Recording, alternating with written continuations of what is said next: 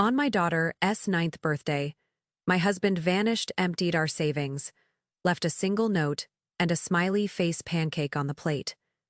I woke before the sun, like I always do when something matters. The kitchen windows glowed with that early Oregon haze silver light filtering through pine branches, quiet as breath. I was halfway through whisking the pancake batter when it hit me. She's turning 9 years since I first held Rosie against my chest and told her I'd keep her safe, no matter what it cost. 9 years since I looked Caleb in the eye and believed every word he whispered about family. Forever. Trust. I flipped the first blueberry pancake onto a warming plate. Whipped cream, smiley faces. Her favorite. The magician was supposed to arrive at 2. Rosie didn't know she thought the backyard was just balloons and cupcakes. I had a trick up my sleeve, too. One last gift. I pulled out my phone, thumbed to the payment link I'd bookmarked for the Great Danimal, clicked confirm, and opened our joint account to make the transfer. Balance, $7,421. 37 My Street Omak tightened. That wasn't possible. I blinked, refreshed. Still $7,421. No extra digit hiding, no decimal mistake, just wrong, dangerously wrong. I tapped into the transaction history with a surgeon's precision. Heart pounding. 4 withdrawals, each one bolder than the last $22,000 3 days ago. $15,000 the next. Then $35,000. And at 4:38 a.m. this morning, $17,000 gone. Like the final breath before drowning, my fingers trembled. I stepped back from the phone as if it had struck me. A chair scraped above me, Rosie. I shoved the panic down like sour bile and called out. "Birthday girl, you up already? Will Dad be home for my party?" she asked, her voice bubbling down the stairs. Innocent. Sweet. Like nothing in her world had shifted. I swallowed hard. He said he had a meeting this morning, but he'll be back soon. Come eat. Pancakes are smiling. I set the plate on the table, her favorite syrup beside it, and forced myself to look calm. I smiled. I even laughed when she made whipped cream whiskers on her face. But inside me, something was splitting down the center. After I got her settled with her second helping, I snuck upstairs, past the bedroom we shared, into the laundry room where he kept his work bag. Gone. I moved to the nightstand. His phone still on the charger. Caleb never left without it. Never. Then I saw it tucked beneath the edge of the lamp, a slip of hotel notepad paper creased once, written in his angular, half-slanted handwriting. "You've always been stronger than me." That was it. No apology. No explanation. No goodbye. Just one last pathetic compliment. Like handing someone a candle after you've set their house on fire. The man I'd shared 14 years and a child with had vanished before sunrise, drained every cent of our savings, and left me with a birthday party, a curious daughter, and a smile made of whipped cream. I folded the note slowly, deliberately. Then I walked back down the stairs. I needed to make a plan. But first, I needed to smile until the magician showed up. Because no matter how much Caleb Mays had just broken me, I would not let him ruin her birthday. Not until I found out exactly what the hell he was running from. And who he thought he was leaving behind. I waited until Rosie was outside with chalk on the back patio before I opened his tablet. He left it charging next to the coffee maker like he always did. Screen still lit with that innocuous weather app 53 and cloudy in Silver Grove. Almost funny. How it mirrored my headspace exactly. Cold. Opaque. Quiet before the storm. I tapped past the weather, into his email. No password prompt. Rookie mistake, Caleb. Or maybe he didn't think I'd ever check. Maybe that's what he counted on most me staying in my place. Making pancakes, smiling through it. The inbox wasn't particularly alarming at first. Work spam, travel offers. A confirmation from Rai for camping supplies he'd apparently ordered last week. But then I noticed the other tab where flagged and filtered messages go when you don't want your wife to see them. One caught my eye. Subject: Final confirmation departure 7:20 a.m. PDX to Zhou from Red Tropic Travel Concierge. I opened it with cold fingers. Dear Mr. Lowell, thank you for booking your one-way flight from Portland, Oregon PDX to San Jose, Costa Rica's Zhou on Delta Airlines. Flight number 1582. Departure 7:20 a.m. Fay arrival. 4:45 p.m. seat. 14F window baggage. Checked 1 safe travels. Red Tropic Concierge Mr. Lowell. Not Maze, an alias. One that made my teeth clench and the blood in my ears drown out everything else in the room. Costa Rica. A country without an extradition treaty with the U.S. He hadn't just taken our money. He was planning to disappear.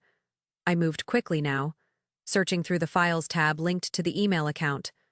Most of it was noise. PDFs from work, receipts, trip itineraries. But one folder grayed out and labeled with a single underscore stood out. Inside it, copies of offshore wire transfers, bank account numbers from somewhere in Belize, a new driver's license issued to Ethan Lowell, complete with Caleb's face, and a Salt Lake City address, a notarized statement of intent to invest in ecotourism projects, a digital scan of a marriage certificate from 2006 with my name redacted. I felt like I was unraveling in layers. One by one, the man I'd married was disappearing behind new names, new paper trails, new escape hatches. I opened the airline's website in a new tab, logged in with his email, tried our shared password Rosie Mays 2009. Access granted. I stared at the manage reservation screen, every muscle in my hand locked tight. There it was, Caleb's real-time seat map, his itinerary, his escape route, and beneath it a button. Cancel flight. I hovered, then clicked. A pop-up. Are you sure you want to cancel this flight? Damn right, I was. Confirm. Done. A travel credit would be issued to Mr. Lowell. I hoped he tried to use it. I wanted to see the look on his face when it failed. I called the fraud department next. Hands steadier than I expected. Explained that the co-owner of the account had made unauthorized transactions under duress. Words like malicious activity, legal jeopardy, and safe hold flowed from my mouth with almost professional ease. They placed a temporary freeze. They couldn't recover everything, but they could stop him from draining what was left. I hung up and sat back, heart thudding. The sun had risen higher now. Rosie's laughter echoed faintly through the window, but inside me, the world kept getting darker. That S when I noticed the paper tucked under the cutting board, folded into thirds. I pulled it out and unfolded it. A printed topographic map of the Umpqua State Forest. A hand-drawn red circle marked a remote cabin on a barely visible trail. 2 words written in Caleb's unmistakable handwriting. Fallback option, and just like that, I understood. This was just about running. This was about survival. There are moments in a woman's life where she learns to split herself in two. I stood in the backyard, pinning a pastel banner that read Happy 9th, Rosie, while the other version of me silent, calculating was counting down how long it would take for everything to collapse. The smell of store-bought frosting, the sound of paper streamers rustling in the breeze, the laughter of 6 children who still believed birthdays meant magic and safety and cake. I kept my face smiling and my hands steady. But my eyes were already in war mode. At 11:17 a.m., I slipped into the laundry room and stared at the contact list I hadn't touched in half a decade. Dad last message. The 3rd of November, 2018. Don 2 come to the funeral if you going to pretend everything was fine. We hadn't spoken since Mom died. A fallout that felt final until now. I typed the words without thinking.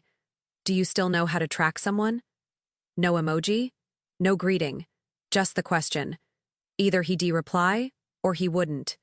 Either way, I needed answers. By noon, Rosie's friends had arrived, high on sugar and loud with excitement. I organized games, passed out juice boxes, watched from the porch while pretending I wasn't tying inside. Every time Rosie laughed, it twisted something deep in me because I knew what was coming. She didn't. At 12:38 p.m., I got a reply, who and why. I replied, Caleb. He drained our accounts and left this morning. I think he is disappearing for good. There was a 5-minute silence. I'll be there in 2 hours. Just like that by 2:40 p.m. The magic show was in full swing.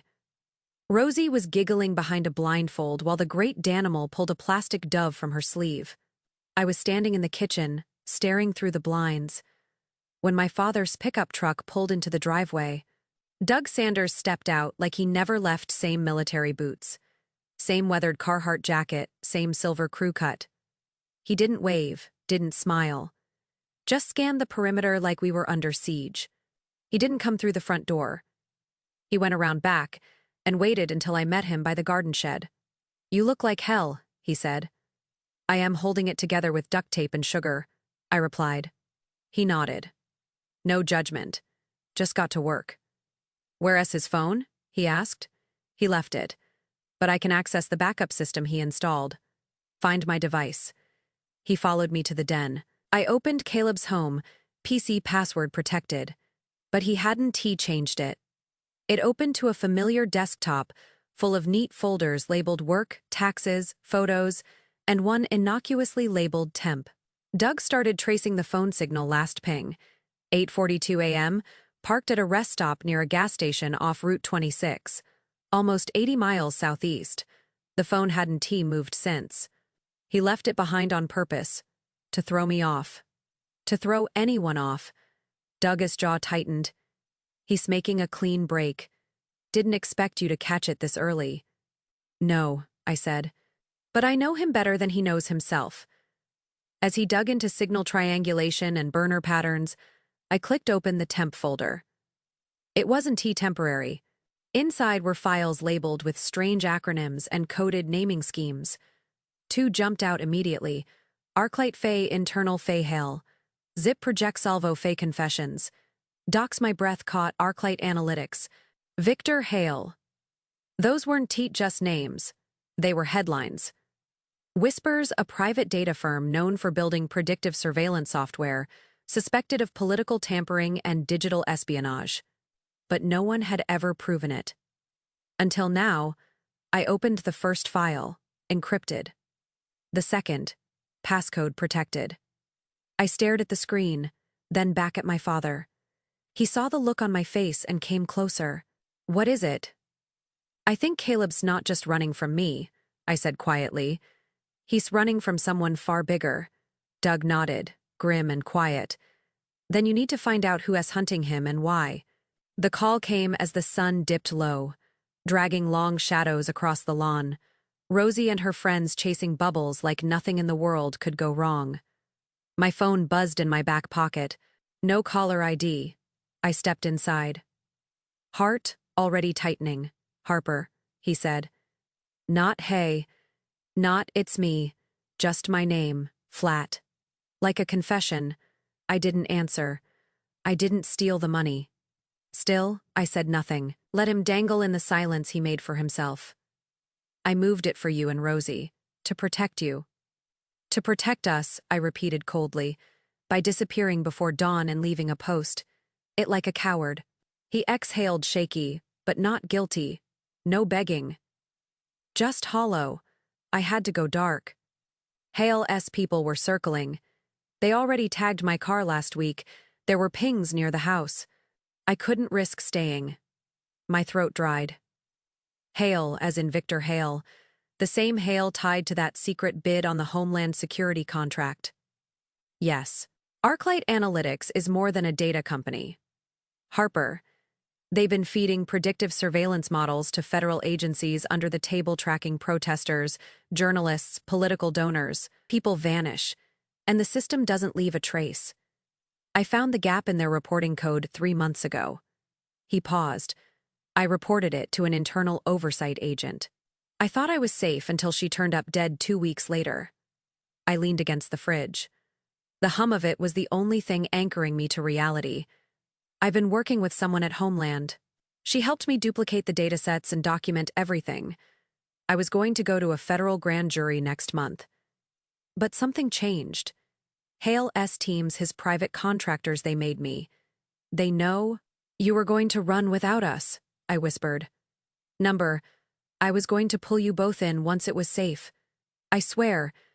The cabin up north. It's not just a hiding spot. It's shielded. I ran the lines myself. No cell service, no digital trail.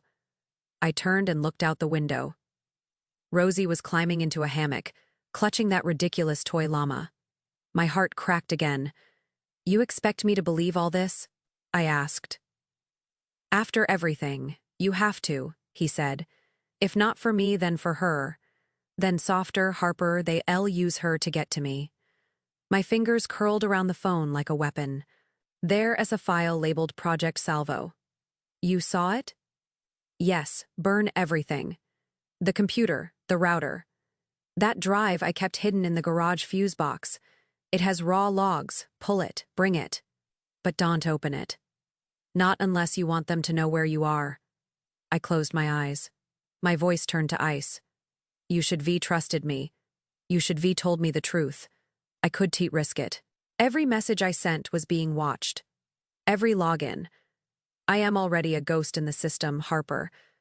But they'll hunt you if they think you re part of this. Where's the cabin? I asked. Against every better instinct I had left. He gave me GPS coordinates, not a name. His voice was shaking now, but steady enough to finish. I'll wait there until tomorrow night. If you don't show, I'll assume you staying out.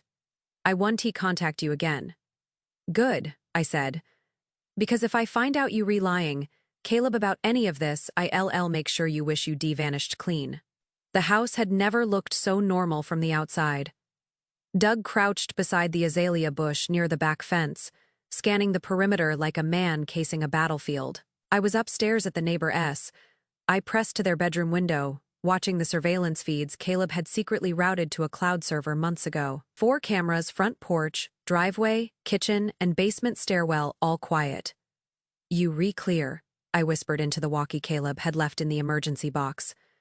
Doug didn't reply. He just moved, swift and controlled. He slid beneath the garage crawl space with the precision of muscle memory, 40 years since the guard.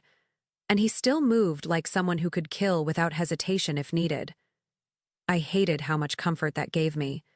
I watched Rosie cry into her pillow last night, asking why Daddy hadn't called on her birthday. I told her the truth I could afford. He was working, and that we'd find him soon. She clung to that stupid llama like it had answers. Now I clung to Doug's signal like it was oxygen. Inside, his voice crackled. Crawl space leads into the laundry hatch. Everything smells like solvents down here. He must cleaned the entry trail. Stay out of the bedroom, I reminded. Caleb said the trigger S under the mattress frame. Pressure plate. Copy on screen. I saw the infrared flicker as he passed through the kitchen-tight flashlight beam. Gloved hands moving fast. He went to the home office first, retrieved my laptop, the encrypted drive, and a stack of thumbsticks Caleb had labeled with red stickers months ago. I never thought to ask what they were for. Next, Rosie's room. The camera in the hallway caught the moment he entered. Turned on the soft giraffe nightlight for illumination, and spotted the tablet under her pillow. He picked it up, scanned the room.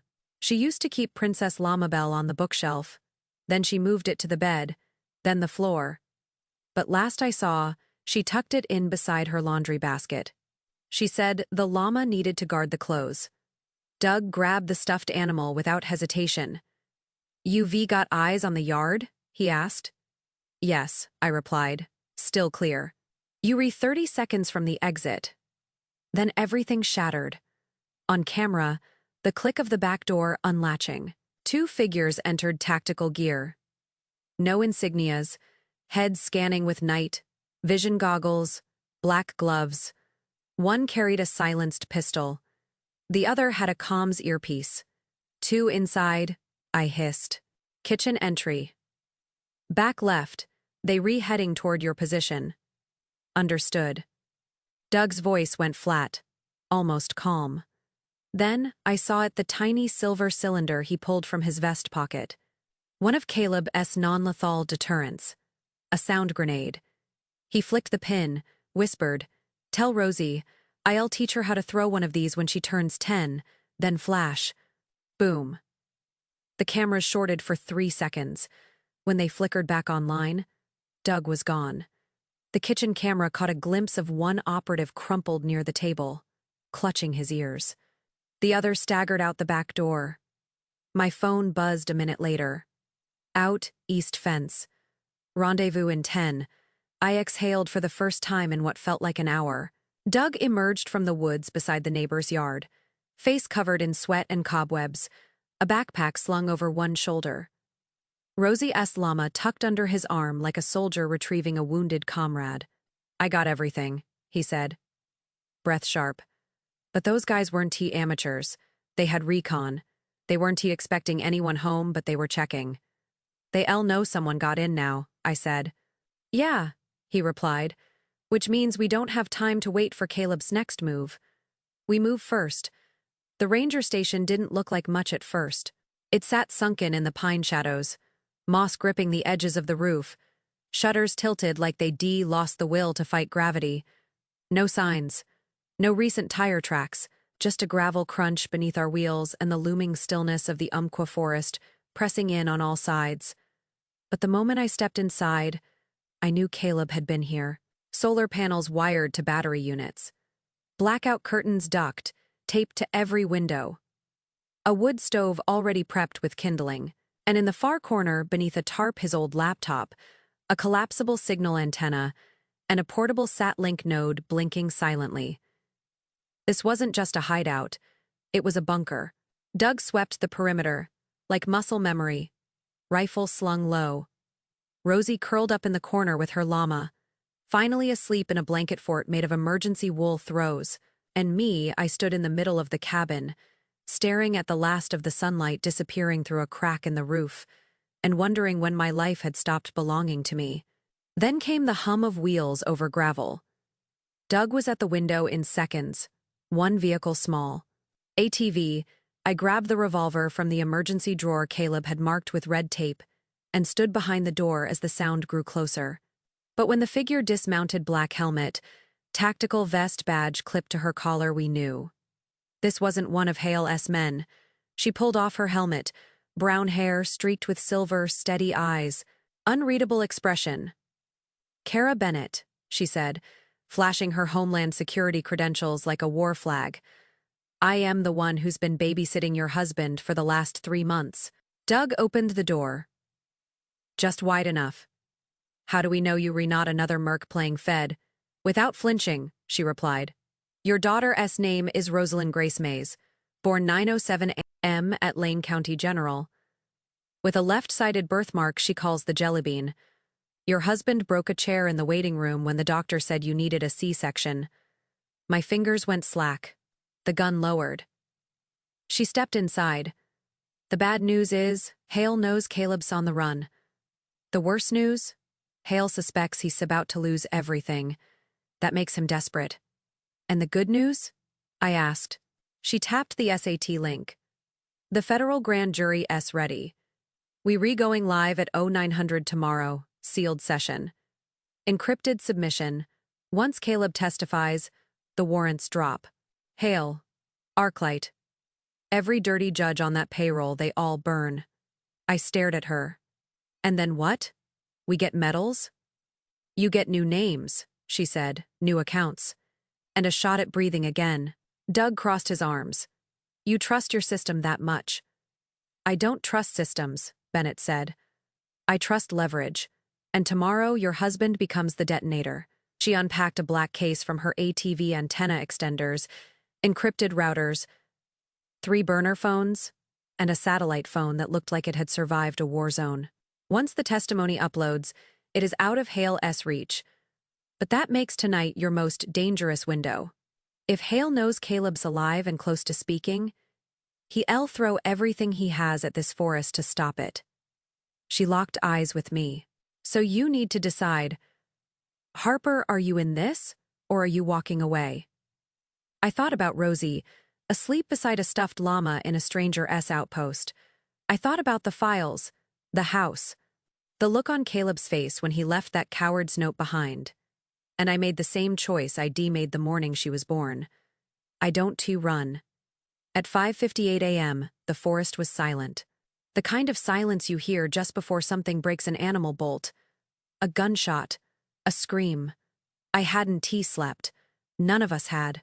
The SAT link glowed steady in the corner as Caleb, jaw clenched and voice tight, recited every detail into a secure, encrypted line. Names, dates, contracts, wire transfers, assassination triggers disguised as data purges. It was all being recorded and backed to 5 federal servers. We were burning the empire from inside its own network. But even digital fire has a smell when death gets close. At 6:02, Doug called it 3 SUVs. No plates. Logging Road, East Side. Agent Bennett was already strapping her vest tight. They early. No, I said. Loading the pistol Caleb had taught me to check. They desperate. Doug took the ridge. Bennett the front porch, and God help me, I took the panic room. It wasn't a real panic room. Just the back utility chamber Caleb had reinforced with steel bars and concrete lining, disguised behind shelves of ranger manuals and old propane tanks. Rosie was in there now, still asleep, curled against Princess Lamabelle like it was just another weekend adventure. I closed the inner latch and knelt beside the door, every sound in my body magnified. My heartbeat, my breath, the flex of my knuckles over the grip of the pistol. I'd held a gun before, never with the certainty that I might need to use it, and never with my daughter asleep behind me. The first shot cracked through the morning air like lightning tearing bark from a tree. Then came shouting 3 voices. Then 4. Silenced weapons thudding against wood. Bennett returned fire in measured bursts. Doug's rifle sang like an old hymn. I heard Caleb's voice in the main room, unbroken, and on the 9th of October, 2023, Internal Memo Article, -77 authorized the deletion of journalist location logs in exchange for a direct campaign contribution. God. He was still going, still testifying through the chaos, like it was a normal morning in front of a normal camera. A thud hit the cabin's back wall, then scraping, metal on wood. Harper. Bennett's voice crackled through the comm. 1 Unit circling, trying rear entry. Copy, I whispered. My voice sounded dead to me, like it belonged to someone else now. Footsteps, 2 sets, close. Moving toward the side, the emergency light in the panic room flickered once. Then the hatch door trembled. I aimed. Safety off. They didn't knock. They didn't speak. They kicked. First, hit door held. Second, hinges screamed. And then the third I fired. The noise in that small space was like thunder bottled and broken. Silence, then a curse. A body falling, another retreating. Behind me, Rosie stirred. Mom. It's okay, I whispered. Turning. Stay down, don't move. I closed the inner barrier, sweat pooling between my shoulder blades, pistol still hot. Bennett's voice crackled through again. Status, 1 down, 1 retreated. Rear secure. Through it all, Caleb's voice continued. Steadier now, and finally, I submit Exhibit 47 Arclight S off. Book payroll connecting sitting judges in Oregon, Nevada, and Idaho. Then a beep, then silence. Then Bennett's voice from the front room. Clear and sharp, testimony received. Upload complete. All servers confirmed. Caleb exhaled, like he'd been holding it for 3 months straight. Then Bennett said EP and 5, phones off. Systems down. If you've got secrets, say goodbye. I shut Rosie's tablet, killed the backup drive, pulled the SAT relay plug. 4, she said. I pulled Rosie close. 3, Caleb knelt beside us. 2, I looked him in the eye and I knew. Whatever else he was, whatever lies came before this man just took down a monster. 1. The forest held its breath. No more bullets. No footsteps. No whispers behind trees. Just birdsong returning cautiously, and the slow hiss of wind through pine, like the land itself was exhaling. Inside the cabin, The EMP's afterglow had faded. Screens black. Antennas fried. No more digital umbilical cords tying us to the chaos. But it wasn't over yet. Agent Bennett powered up the satellite backup, the only line left, and tuned it to a secure homeland frequency. We gathered around the monitor like survivors watching the first sunrise after the end of the world. At 7:51 a.m., a feed came through. Grainy, aerial. A tarmac in Nevada, private airfield. Desert sun peeling gold off a black SUV. "We have movement," the voice said, through the feed. 3 agents. 1 jet, and him, Victor Hale, wearing aviators and a cashmere blazer, like he wasn't about to be dragged into federal custody, like he wasn't behind the mass manipulation of an entire surveillance infrastructure, one that had turned citizens into pawns and data into weapons. $12. 3 million in crypto wallets, the analyst on the feed confirmed. Cold storage device was in his suitcase. Labels match ArcLight transaction keys. They arrested him on the tarmac. No incident. No resistance. He smirked through the cuffs like he knew a back door that no one else had found yet. But I saw something else, too. The twitch at the corner of his mouth when they read him the sealed charges. He knew Caleb had made it. Bennett killed the feed and turned to us. "That it. It's done. The network cracked.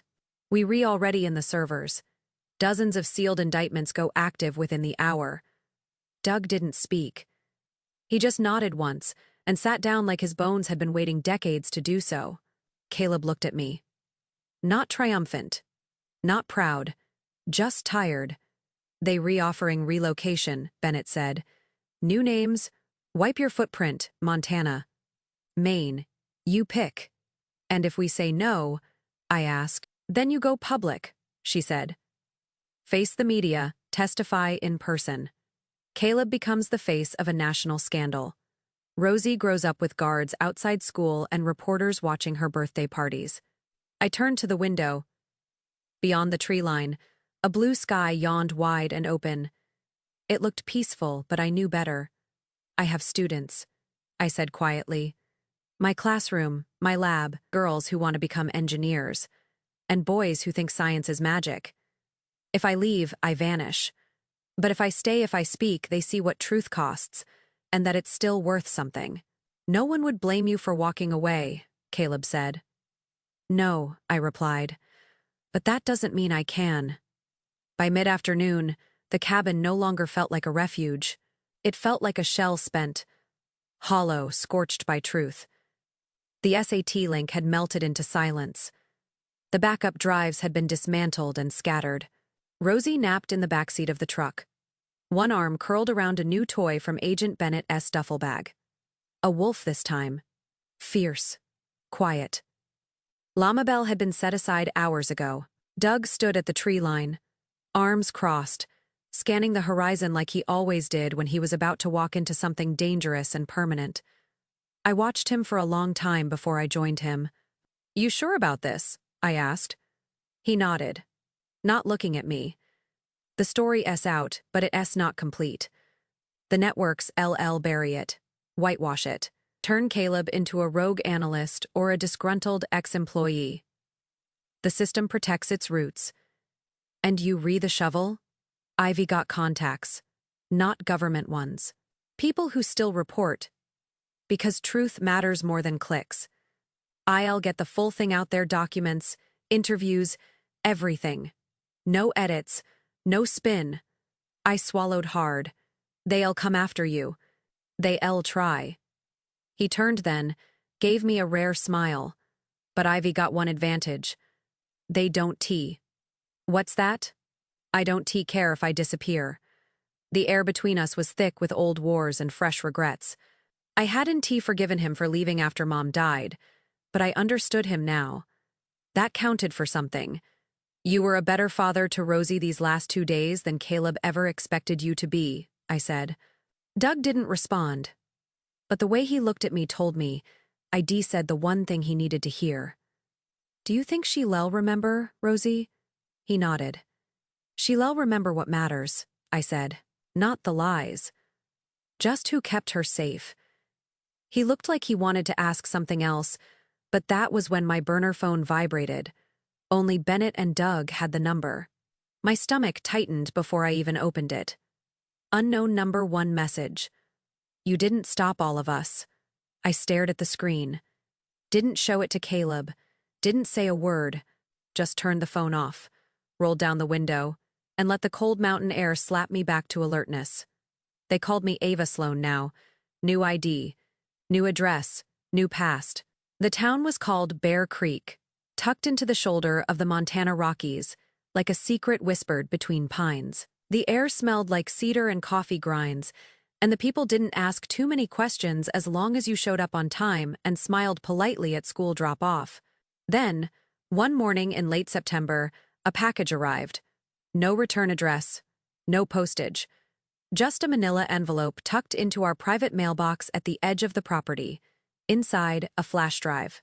I knew before I plugged it in. Caleb watched from across the room as I decrypted it using an old passphrase we hadn't spoken aloud in a year. Lamabelle Fay 2020 files opened. Dozens of them. My files, the ones ID kept on my laptop back in Oregon. Documents, maps, logs, photos, even a scan of my journal's first pages. But there was something new, a single message in a plain TXT file. The fire didn't end with hail. It just moved deeper underground. Stay ready, no signature, no traceable metadata. Just that. We weren't ghosts anymore. We were survivors.